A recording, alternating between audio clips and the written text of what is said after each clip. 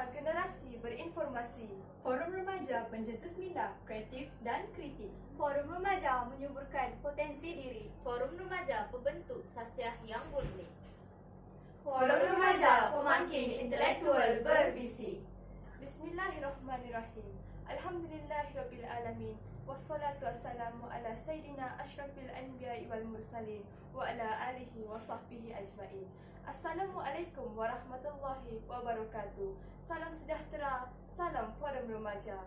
Ahli-ahli panel dan sidang hadirin yang dirahmati Allah. Segala puji-pujian kehadirat Allah Subhanahu wa taala kerana dengan limpah kurnia dan izinnya dapat kita bersama-sama bersua dalam pertandingan Forum Remaja tahun 2022. Saya, Aida Nadira binti Abdul Jaim, akan bersama-sama warga Dewan untuk mempengerusikan Forum Remaja pada pagi yang ceria ini. Hadirin yang dihormati, sebelum saya memperkenalkan ahli-ahli panel kita pada hari ini, izinkan saya untuk mengupas terlebih dahulu tajuk Forum Remaja kita pada hari ini. Hadirin yang dihormati, saya ingin mengajak hadirin untuk merenung sejenak nasib flora dan fauna di luar sana. Arus modernisasi merancangkan pembangunan negara, berbagai projek sosio-ekonomi dijalankan seiring dengan kemajuan negara.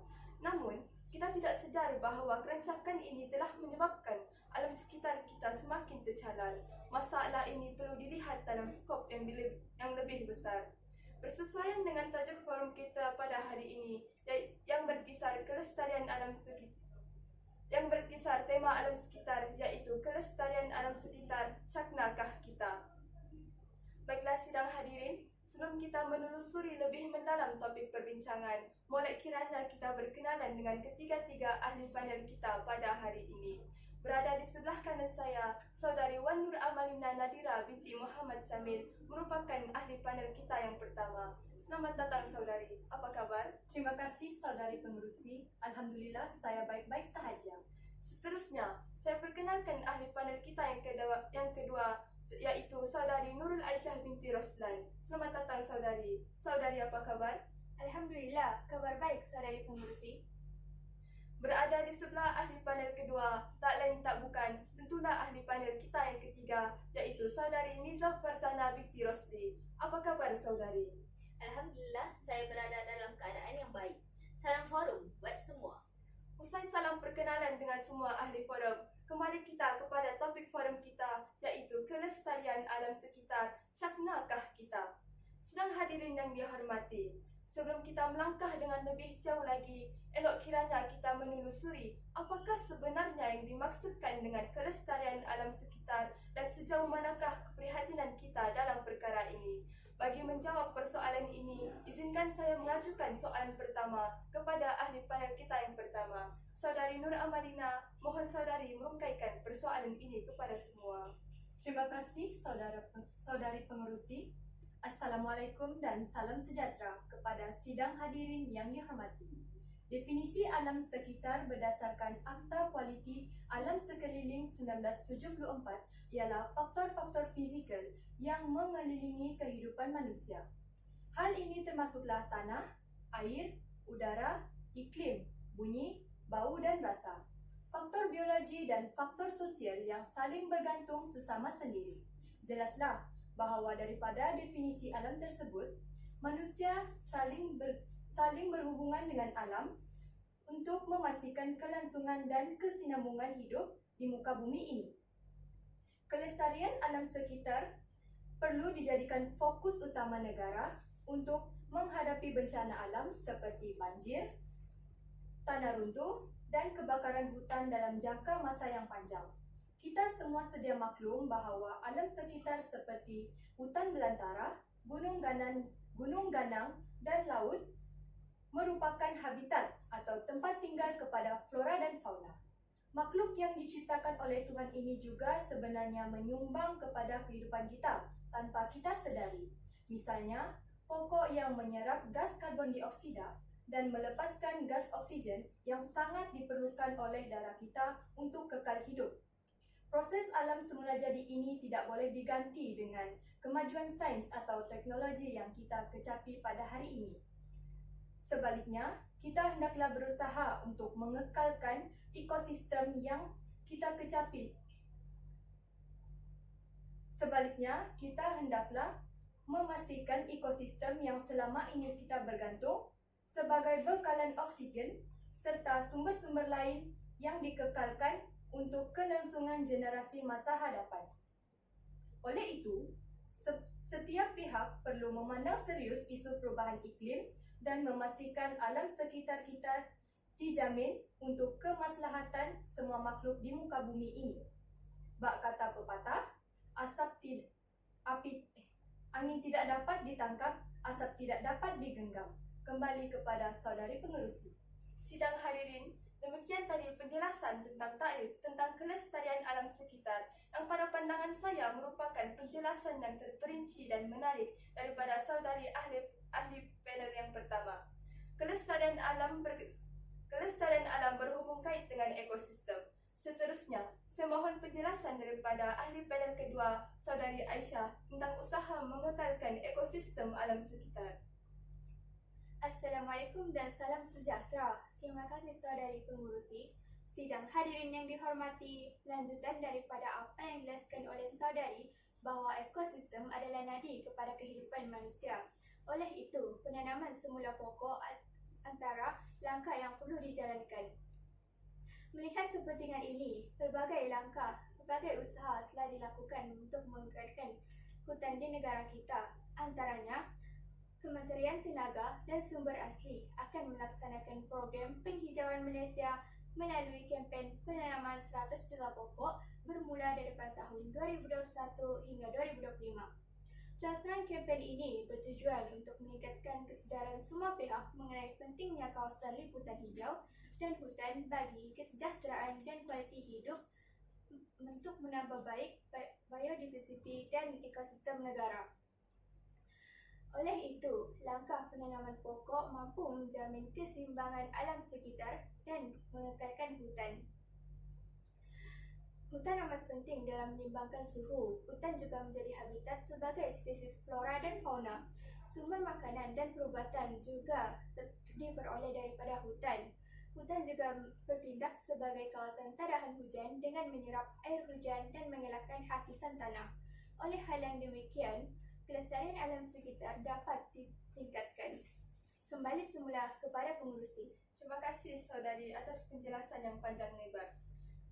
Sahabat-sahabat ahli panel dan sidang hadirin yang dihormati, penggunaan sumber tenaga yang boleh diperbaharui bersinonim dengan kelestarian alam sekitar merupakan usaha dominan kerajaan ke arah kelestarian alam sekitar. Bagi saudari Niza, apakah cara lain yang dilakukan untuk kelestarian alam sekitar? Silakan saudari. Bismillahirrahmanirrahim. Assalamualaikum dan salam sejahtera. Terima kasih saudari pengerusi. Saya tertarik dengan kata-kata Ketua Pegawai Eksekutif Malaysia Green Technology and Climate Change Center, iaitu Encik Syamsul Bahar Muhammad Nur, sempena program pelancaran virtual persidangan dan pameran teknologi hijau dan produk eko antarabangsa Malaysia. Menurut beliau, kemerdekaan negara yang dikecapi lebih 6 dekad seakan-akan tidak berhenti jika kita semua tidak berganding bahu dalam menangani isu kelestarian alam semula jadi. Saudari pengerusi, penggunaan tenaga amat penting dan agak tinggi di negara ini. Dua sumber utama tenaga iaitu 78% daripada gas dan bahan api yang perlu dibeli, manakala bakinya daripada tenaga lestari. Negara jiran seperti Thailand bersiap membangunkan industri solar sebagai sumber alternatif tenaga lebih lestari. Malaysia bertuah, kedudukan geografinya berada di garisan khatulistiwa, memberi kelebihan pendedahan kepada cahaya matahari dan tadahan air. Satu teknologi dicipta untuk mendapatkan tenaga daripada radiasi cahaya matahari. Ini dinamakan tenaga solar. Tenaga matahari digunakan untuk menghasilkan tenaga elektrik melalui enjin pemanasan dan panel solar fotovoltaik. Solar panel digunakan untuk menukarkan cahaya matahari kepada tenaga elektrik. Kaedah ini mampu menghasilkan voltan arus secara terus. Tenaga solar diguna bagi membekalkan tenaga elektrik ke pedalaman dan tenaga air dari tasik kenyir. Misalnya antara penggunaan terbesar tenaga di negara kita. Penggunaan tenaga solar mungkin memberi impak kepada kepada penurunan permintaan tenaga elektrik sekaligus memberi keseimbangan ekonomi negara pada masa hadapan.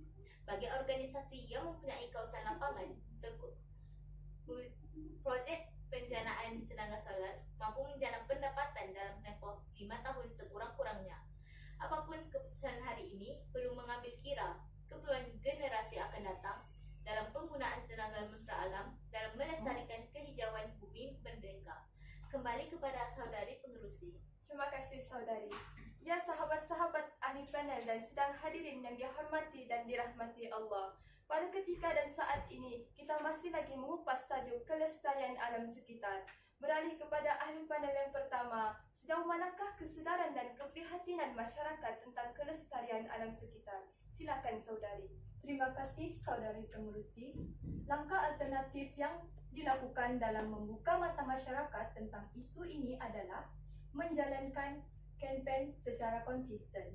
Apabila pihak berkuasa mula mengorak langkah yang jitu dalam menjaga kekayaan alam sekitar, media massa perlu memainkan peranan penting untuk menyampaikan mesej kepada setiap golongan masyarakat. Semua pihak perlu mengkaji dan mengaplikasikan norma masyarakat umum pada masa ini yang menggunakan media sosial sebagai medium utama dalam komunikasi antara satu sama lain. Oleh itu, sekiranya kita ingin mengubah stigma masyarakat dalam kepentingan memelihara alam sekitar, cara yang mudah hendaklah dekat dan efektif kepada diri mereka. Misalnya, memperbanyakkan rancangan yang melibatkan selebriti dalam kempen mengitar semula dan sebagainya. Institusi lain yang melibatkan masyarakat seperti sekolah, universiti, dan organisasi kerja juga bertanggungjawab menjalankan kempen kesedaran terhadap penjagaan alam sekitar.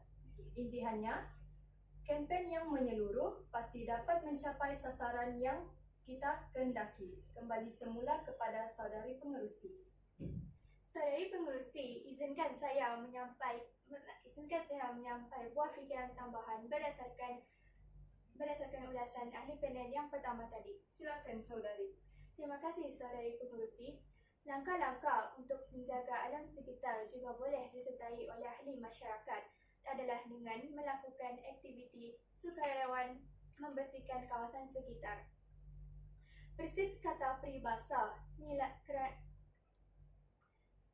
kerana nila setitik rosak sesusu belanga. Hal ini demikian kerana masih terdapat segelintir pihak yang tidak bertanggungjawab membuang sisa-sisa yang tidak sepatutnya ke dalam sungai atau laut. Pemekasan undang-undang juga mungkin tidak diendahkan atau tidak memberi kesan kepada mereka. Oleh itu, kita sebagai warga negara yang cinta akan negara seharusnya menyertai aktiviti-aktiviti sukarelawan yang berusaha membersihkan kawasan yang dicemari seperti kawasan sungai dan pantai. Pencemaran sisa dan sampah lain yang sering berlaku di negara kita haruslah dipandang penting oleh seluruh pihak. Jika insiden ini dibiarkan, hidupan akuatik dan sumber air akan terancam dan menyebabkan kita kekurangan sumber tersebut. Kita hendaklah sedar bahawa alam ini ialah sumber kehidupan kita. Jika sekiranya tercemar, kita juga yang akan menanggung akibatnya. Oleh itu, jangan sudah terhantuk, baru tengada. Kembali semula kepada pengurusi. Terima kasih ahli panel yang kedua. Ahli panel yang ketiga pastinya mempunyai buah fikiran yang tidak kurang hebatnya. Silakan saudari. Terima kasih saudari pengerusi majlis. Pada peringkat individu pula, amalan kita semula ialah langkah terbaik bagi menyelamatkan alam sekitar. Kita semula adalah menggunakan semula bahan-bahan terpakai menjadi barang yang berguna kepada masyarakat. Misalnya, tabungan air hujan boleh digunakan sebagai air siraman pokok atau tumbuhan yang kita tanam di halaman rumah. Bahan-bahan lain seperti plastik, kaca, dan bahan elektronik yang tidak berfungsi boleh disumbangkan kepada pengusaha kita semula. Setiap bahan berpotensi untuk diproses semula menjadi barang yang berguna kepada masyarakat tanpa perlu membazirkan sumber yang baharu. Mutakhir ini, syarikat-syarikat pakaian seperti kasut dan beg mula menggunakan barang terpakai sebagai bahan asas dalam produk baharu dengan kesedaran entiti-entiti besar dalam mementingkan pemeliharaan alam sekitar mampu menjadi medium kepada sebahagian masyarakat untuk sedar akan manfaatnya.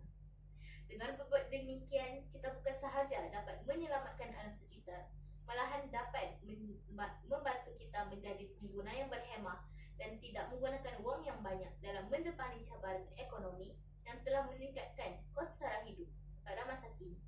Kembali kepada saudari penerusi. Terima kasih saudari. Secara tuntas, pelbagai langkah perlu dilaksanakan dalam menjamin pemeliharaan serta pemuliharaan alam sekitar. Setiap pihak di setiap peringkat seharusnya memainkan peranan masing-masing bagi mencapai objektif kelestarian alam sekitar. Inisiatif ini merupakan usaha yang kolektif dengan penglibatan setiap di antara kita dapat membuahkan hasil bukan sahaja kepada kita, malah untuk generasi yang akan datang. Bak kata peribahasa Melayu, bukit sama didaki, lurah sama dituruni. Semoga ahli pemikir bekerjasama dengan badan eksekutif menjadikan polemik ini sebagai satu agenda utama dan mencari mekanisme terbaik dalam memastikan pembangunan dan alam sekitar kita mencapai tahap yang terbaik serta menjadi kebanggaan seluruh rakyat Malaysia. Hadirin yang dihormati, kalau berjalan dah sampai ke batas, kalau berkayuh dah sampai ke pulau, kalau mendaki dah sampai ke puncak, kita telah sampai kepada penghujung bicara. Saya mewakili semua ahli panel ingin mengucapkan setinggi-tinggi terima kasih kepada semua yang sudi hadir menyaksikan pertandingan forum remaja ini. Lantasan keterbatasan waktu, saya mohon mengakhiri bicara ini, mohon mengundur diri. Sekian, wabillahi taufiq wal hidayah. Wassalamualaikum warahmatullahi wabarakatuh.